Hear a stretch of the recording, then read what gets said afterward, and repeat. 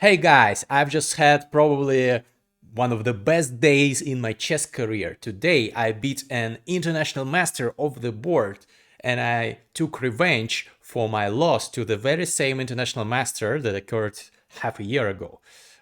He's one of the strongest players of Kazakhstan. You might remember the video that I made about that game half a year ago if you are a long time subscriber. If you don't remember it, stay tuned. Still, the game was fascinating. My coach, my grandmaster coach, told me that he's impressed beyond words. So I played 3 games today. The game with the master is the second one. Stay tuned. The first one I played against a young Kazakhstani player called Ali Nasanov. And he's rated 1702 in Rapid, which means that he's probably underrated and much stronger, and I should be cautious playing him, which I knew.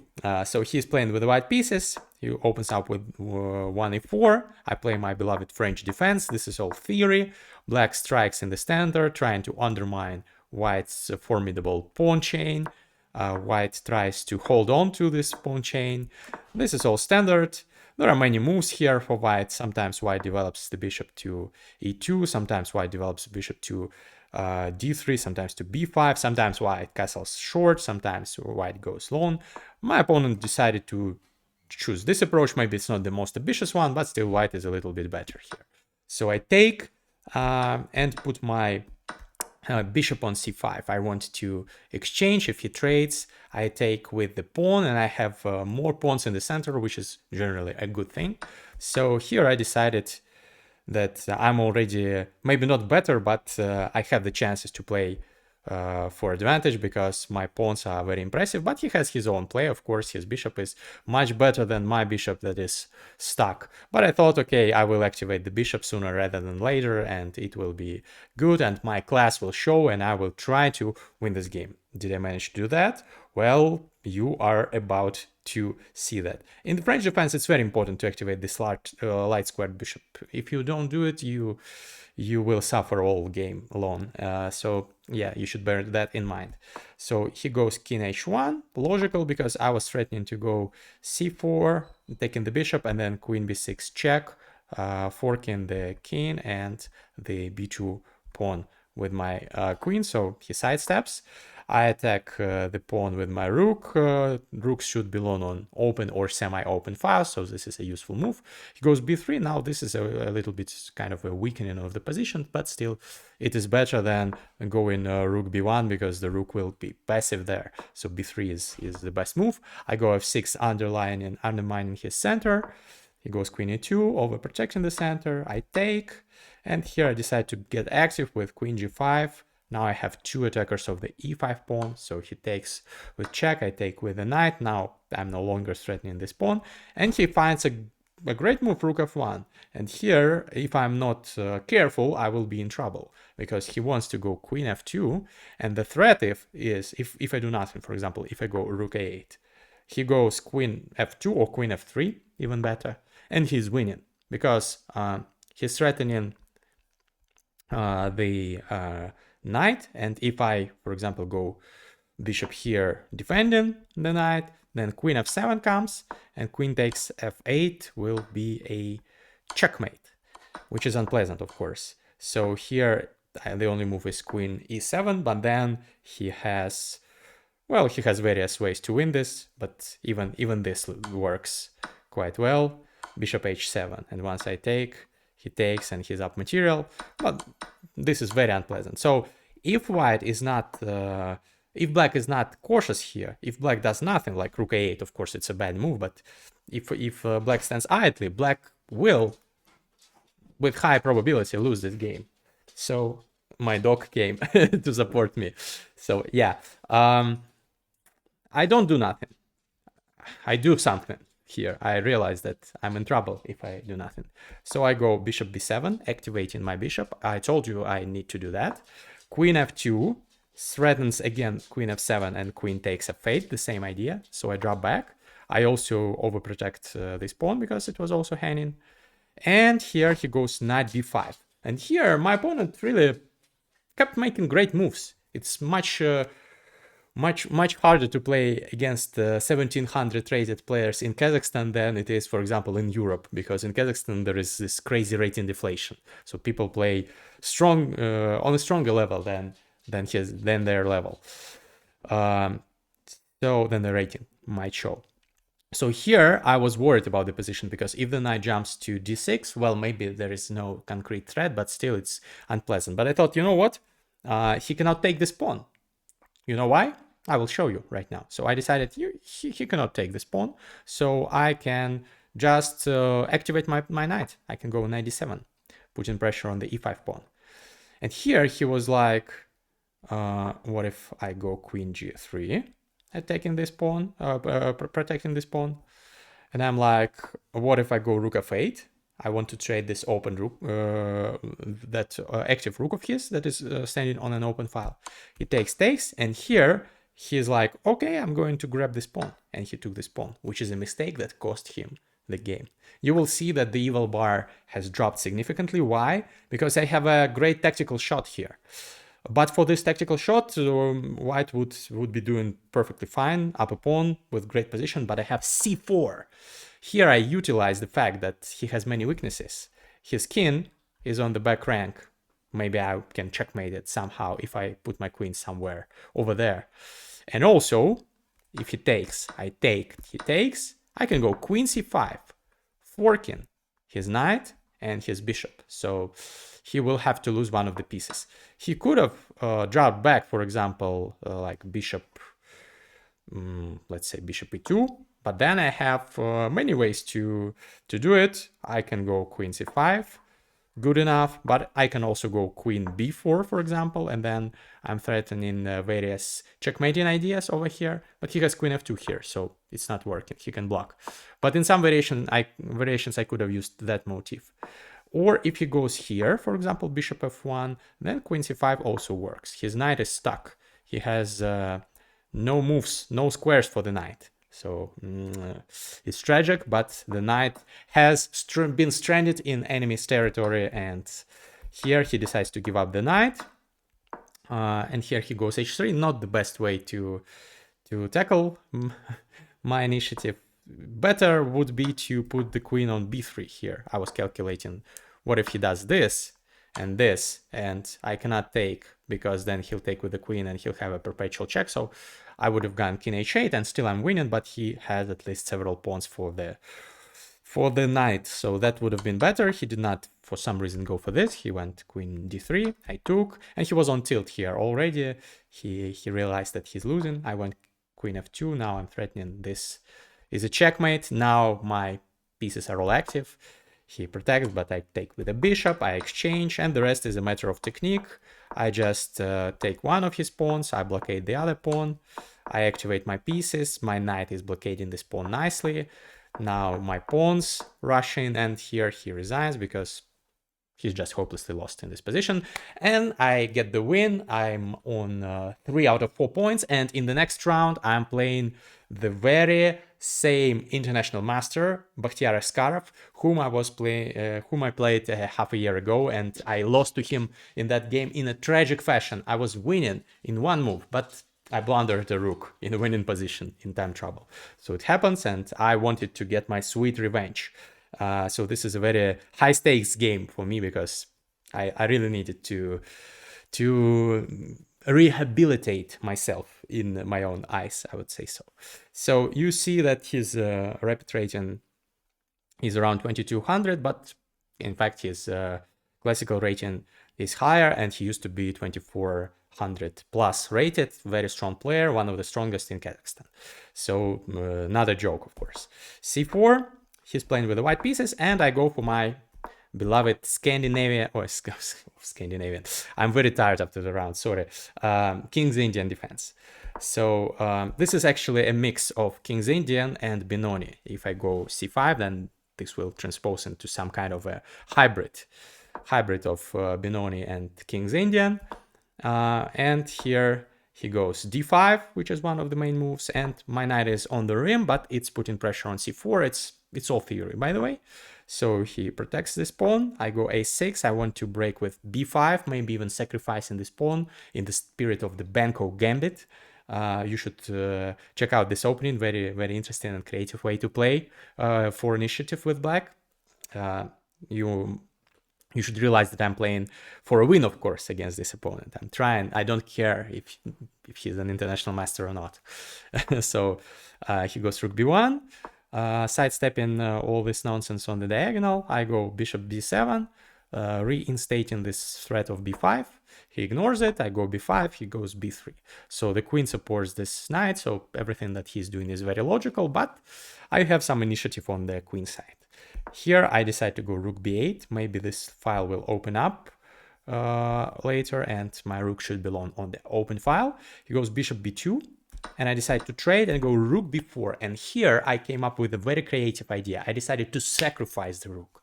He goes a3 and I don't just drop back, but I take the pawn, taking the rook. For a knight and a pawn, so it's an exchange sacrifice, and I have some decent compensation. I decided that probably the computer will disapprove of this exchange sacrifice, but I'm going to do it anyway. I just cannot resist. Like, you remember this scene in the Django Unchained movie where Christoph Waltz's character says, sorry, I couldn't resist. So this is the same thing here for me. I couldn't resist. I just sacked. Actually, the computer says it's a decent sacrifice. So the computer, even the engine, approves of it. I have some compensation. White is a little bit better, but nothing too crazy. And in a practical game, of course, it's nice to dictate the game and to show your opponent that you are not afraid of him, even though he's an international master and you are just a candidate master. So he draws back. I go queen a5, putting pressure on the a3 pawn. He attacks my knight. I drop back with the knight, and he attacks my knight again. And here I decide to jump to g4. He attacks my knight again, and here actually I've a little bit misplayed this position, so he's already much better, but this is not over. I go knight e8 instead of defending this or instead of retreating with the knight to a passive h6 square, which would have been not that great for me. I decide, you know what, I'll counterattack him. He can take my knight, but I will take his knight. So my knight used to be on f6. It retreated, freeing up squares for my bishop. Also, in future, maybe I'm threatening to go here, checking him and creating some unpleasantries for him. If he does nothing, for example, if he just defends his knight, then I go bishop d4 check, and he's in trouble because I already have like this move, or this move also might be unpleasant. So yeah, he has to do something. He can, of course, take, but then I take here. He didn't want that, so he dropped back with the knight, and I dropped back with my knight. So the difference is that I did not drop it back to h6 because a knight on the rim is not is kind of dim, as they say. But I dropped it back to f6, which is a better square, close to the center. And this knight, I thought, will join the action via b5 and d4. This is an ideal square for the knight. So I saw that and thought that it's a good idea. The computer agrees. He just waits. This is not the best move, actually, king h2, but he probably wanted to be safer with his king. I activate my knight as planned. He activates his knight, but I jump to b5, and next I want to jump to d4, and I really like my position here. I have great compensation. My pieces are springing into life. He attacks my queen, and I go queen c3. And it turns out, if he takes, I will take with my knight, and my attack is not stopping. I'm forking the rook and the pawn, and if he goes, for example, here, I will be able to go, for example, here, and pin his knight to the pawn. This is actually not the only move, but it's good enough. Black already has an advantage, even though white is still technically up material. So he decided against this. He did not take my queen. He said, you take my queen. I'm going e3 to prevent the knight from jumping to d4. I said, okay, I will attack your rook. I don't need your queen. If you want, you can take my queen. He said, okay, I will counterattack your queen. I don't need my rook, I need your queen. And I said, well, we didn't say anything. This was a silent exchange of information. I took, and I went bishop c2, and you will see by the eval bar that I'm better. Because his pieces are very clumsy, and my pieces are very active, and this bishop is a monster once it opens up. And this knight He's also putting pressure on this pawn, and this bishop will probably fork the rook and the knight. So this knight is protecting this pawn, very important piece. So there are many problems here for white. For example, if he goes here, I will go here, and if he goes here, protecting, then I'll take here, and I can just win the rook, check, and the rook is hanging. This is one of the variations. Very unpleasant. Here he was calculating what to do. His rook is hanging, so this is the position. His rook is hanging. Rook b2 is bad. Rook c3, I'll just take it with my knight. Rook d3 also fails. So he has no squares for the rook. He has to give back the exchange. And he decided that rook b to b1 is the best move. It is. He spent a lot of time here already getting into time trouble. And here, I'm really proud of that move, of the move that I'm going to show you. Of course, most people would just take here. Take, and white is better. White gave up the exchange back. Black is up a pawn, but white is too active. Black is worse because the rook is about to infiltrate after a4, and white has the two bishops advantage. Black's activity has been stopped, so e4, e5 maybe will come later. Not a safe position for black. So instead of taking the rook, I said, you know what? I'm not going to take a rook just now, maybe later. Bishop d3. I'm taking both rooks and the knight, and this is the best move according to the engine. I'm very proud of this move. So the idea is that he has to move the rook, and now I can take, and he will take, and the difference is that his rook is on f1, not on b1, so his rook is more passive. This is a subtlety that I calculated, and now I can attack his pawn with my knight. He defends it, and I go rook b8, taking this open file, and he cannot go rook b1 anymore. So my pieces are more active, and now the position is balanced, around equal, but I'm trying to outplay him here. So I have an extra pawn. He has the two bishops advantage. He also has this pawn mass in the center, very dangerous. So it's anyone's game here, but I'm trying to outplay him here. He goes bishop a5. I go knight b5, again, wanting to jump to d4.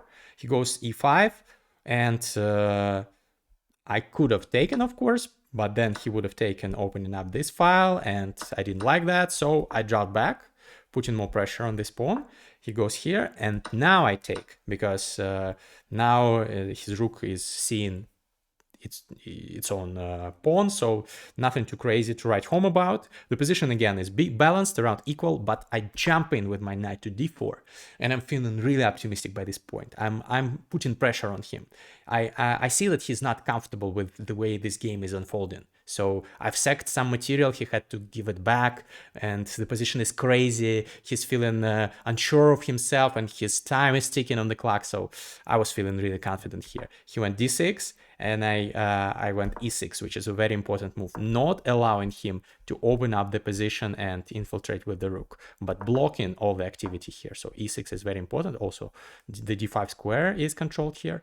He goes bishop c3. He wants to take my knight because the knight controls this square, and he wants to go with his bishop to this square to attack my knight and then advance his d pawn. This is his plan. I realize it, and I decide, you know what, take my knight, whatever. He takes, he goes here, and I go knight c5.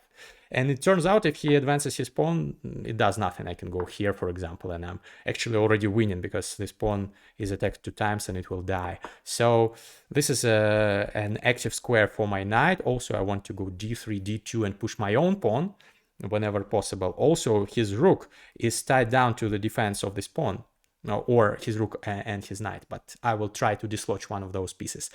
In a short time, you will see this. So he goes rook d1, attacking my pawn. I push it forward. Passed pawns should be pushed. He tries desperately to run with his king, but he's already losing because my rook infiltrates to b3, and my rook joins the action via c3. It attacks this knight. Once the knight leaves the defense of this pawn, my bishop will take it, so it will be hopeless for him. So he goes for counterplay. Rook b1, great move. He threatens checkmate because if I take, this is just checkmate. The king has no squares. Of course, I do not blunder it. Instead, I go knight b3, blocking this file. Now the rook cannot go to b8 because the knight blocks, and life is good. But he thinks that he has caught me with some tactics. He goes knight a5, and of course, if I take again, this will be a checkmate, same checkmate. But I I do not take, instead, I find the only move that keeps the advantage for me, rook c2 check. And here he blunders. He should have gone king g1, and still there would be something more for me to prove. Something more would be required for me to prove the advantage. Still, black would be much better. But he goes king a3, and he doesn't see my response. Bishop h6 check, freeing up this g7 square for the king. Now I will no longer be mated. And I check him again, and I take the knight, and I'm up a piece, and I'm stopping his pawns. He checks me, I retreat with the king, and I'm completely winning. He draws back, I go rook d5. Now I want just to take all his pawns. He goes h6 because if he pushes, I can go bishop g5, and he wants to prevent this because this is his only chance. But I just check him, and my knight jumps into action. I'm threatening this, I'm threatening this, I'm threatening to take this pawn. Very unpleasant for him. Here I check him, and I invite an exchange of rooks because that would be a winning endgame. He does not go for that. And I go bishop a5, one of the winning moves, not the only one, controlling this square, the queen in square for the pawn, and completely winning. a4, desperate attempt to push the pawn, but I'm just taking his pawns. I'm taking all his pawns. Later on, I will be able to give up this bishop for this pawn if need be, because his all pawns will fall, and I will have a completely winning endgame. He goes rook a8, I go bishop f6, and I'm completely winning. I'm threatening some discoveries over here, and here he was like on tilt already, and he just went d7, and rook a5 is a discovered check that wins the rook. He blundered the rook at the end, but it happens to the best of us, and of course he was hopelessly lost anyways. And here he resigns, and I get this important win. I'm very, very happy about this. You can congratulate me in the comments, but stay tuned for the last game of the day. Here I'm playing a candidate master and a junior champion, rapid chess champion of Kazakhstan under 18, Abzal Amirali, very strong player, 2042 rated over the board in classical, and the game was crazy. Stay tuned. So here I'm playing already on one of the first boards among the leaders. I have how many points? 4 out of 5. So if I win this, I will be competing for the first in the tournament if everything goes smoothly. So let's see how I fared. He goes for a Sicilian defense. This is the variation that I sometimes play with. I'm trading the light squared bishop, but I'm playing against his light squared bishop. Here I mixed up my moves. d3 is a move that I should have played, but I played e5, and this is a mistake because I give him this f5 square for the knight, which he immediately uses. He goes h5, creating an f5 outpost for his knight. Very, very high class move, I should say. So I develop, and he develops, and his knight is beautifully positioned here. So the goal of h5 is to prevent any g4 shenanigans from happening. So very, very, very good position for the knight, and already black is better because I've misplayed the opening. Like in 7 moves, I got a worse position with white, which is not good, but okay, it happens. I go rook e1, activating the rook. He goes c4. Now he wants to join. He wants the queen or the bishop to join the action and to attack me, maybe push h4, h3 in future. It's not looking good. Here I started to realize that I'm worse and I need to play precise chess. I went g3 because I thought he'll go h4 and then I'll have g4, and at least I will not allow him to open the files. Also, I thought that he has a threat here, which he does, of going, if I do nothing, for example, rook b1, he can go bishop c5 check, and if I go here, he can go h4, and if I do nothing like rook b1, he has knight g3 check. The king cannot go to g1 because the square is controlled by the knight, so I have to take, and this is a checkmate because the king has no squares. The only move is like here, and this is a checkmate. So this is what I calculated, and I was afraid of this threat, and I should have been afraid. So I thought I should do something. So g3 creates some loft for my king, one of the purposes of this move. He went queen b6 check. I went king g2 because if I go king h1, I didn't like same ideas of h4, for example. So I thought On g2, the king will be safer. Also, it's controlling the f2 square from the queen infiltration. Also, you might notice that the evil bar is glitching on chess.com, jumping up and down. Sorry about that. It's chess.com's bugs. So bishop b7, he wants to go c5, d4, and destroy me over there, this diagonal. And I feel that I'm completely being outplayed, but I'm trying to fight. So I go b3, trying to open some files. If he takes, if I take, he will take, and my knight will jump via e4. So that's not good because I will block this diagonal. So he has to take my pawn.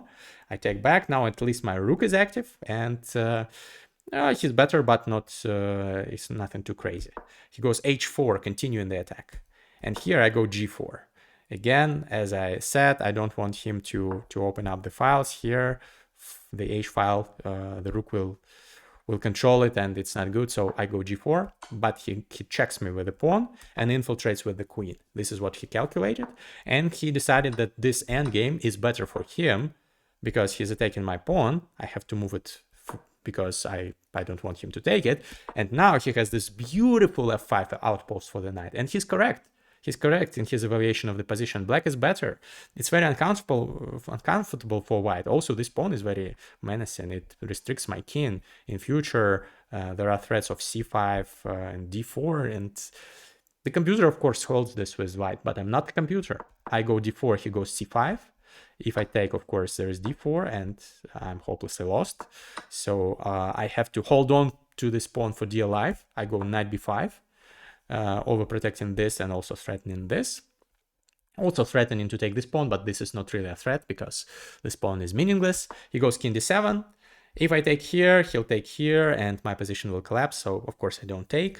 I overprotect d4 again with my bishop. He kicks my knight.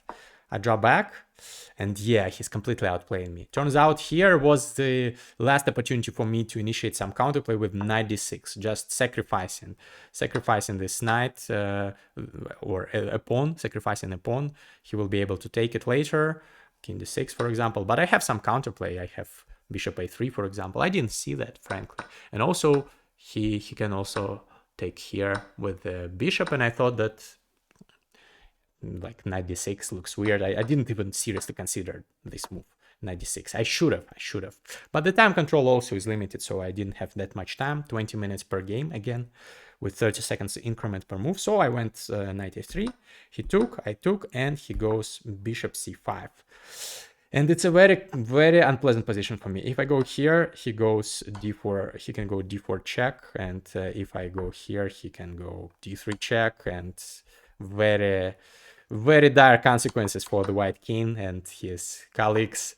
So after bishop c5, I try to hold on to this d4 square. I overprotect it, but he just trades his bishop for my knight, and we enter an opposite colored bishop middle game, which is hopelessly lost for white because my bishop is stupid, seeing his own pawns. This knight is also stupid. His knight is great on his outpost, and the bishop will get active via this diagonal, maybe like this. The rook will join the action. I'm already hopelessly lost, I realize it, but I try to play on. He takes the open file. I go king g1, trying to run with my king. He attacks my pawn on f4. I protect it. He goes a5. Now the threat is this. I have to do something about that. I go rook f3. He checks me. And here he goes bishop a6, and I realize that here I can resign because if I go, for example, rook d2, this is a check, king e1, this is another check, and this is a checkmate. Very beautiful checkmating construction. The knight, the pawn, the rook, and the bishop created. So I saw that checkmate here, and turns out my rook is attacked, but I cannot move it because otherwise the checkmate will happen.